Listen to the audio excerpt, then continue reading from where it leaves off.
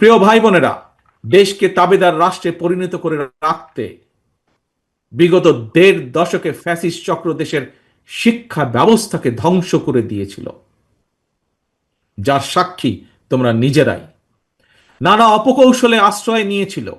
শিক্ষার্থীদের নিরাপত্তা নিশ্চিত করার পরিবর্তে শিক্ষাঙ্গনকে সন্ত্রাসীদের নিরাপদ আস্তানা হিসাবে ব্যবহার করেছিল তারা।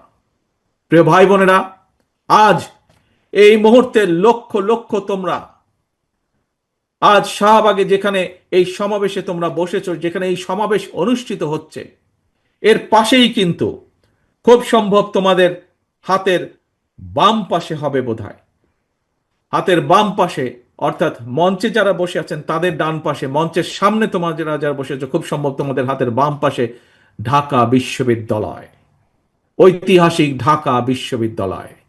এই ঢাকা বিশ্ববিদ্যালয়ের সঙ্গে ইতিহাস জড়িয়ে আছে বাংলাদেশের গৌরবোজ্জ্বল ইতিহাস, ঐতিহ্য, মুক্তিযুদ্ধ। ফ্যাসিবাদ শাসনামলে ভিন্ন দল ভিন্ন মতের শিক্ষার্থীদের জন্য এই ঢাকা বিশ্ববিদ্যালয়ের ক্যাম্পাসগুলোকে সেই সময় কনসেন্ট্রেশন ক্যাম্পে পরিণত করা হয়েছিল। বর্তমানে যারা এই ঢাকা বিশ্ববিদ্যালয়ের শিক্ষার্থী, তাদের সামনে এই ক্যাম্পাসকে জ্ঞান চর্চা এবং গবেষণার একটি নিরাপদ ভূমি হিসাবে প্রতিষ্ঠার সুযোগ এসেছে। প্রাচ্যের অক্সফোর্ড খ্যাত এই বিশ্ববিদ্যালয়ের গৌরবজনক ইতিহাস আবারও ছড়িয়ে দিতে হবে তোমাদের যারা উত্তরসূরি শিক্ষার্থী তাদের মনের ভিতরে।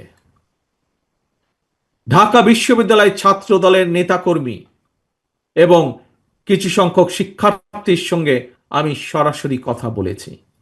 ঢাকা বিশ্ববিদ্যালয়ের আবাসন সংকট নিরসনে আবাসিক হলগুলোতে বসবাস এবং খাবারের মান বাড়ানো অত্যন্ত জরুরি।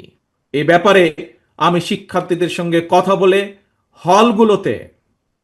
হলগুলোতে বিদ্যমান সমস্যা এবং সমাধানের একটি লিখিত প্রস্তাবনা বিএনপির কাছে উপস্থাপনের জন্য ঢাকা বিশ্ববিদ্যালয় ছাত্র দলের নেতাদেরকে, কর্মীদেরকে আমি আহ্বান জানাই।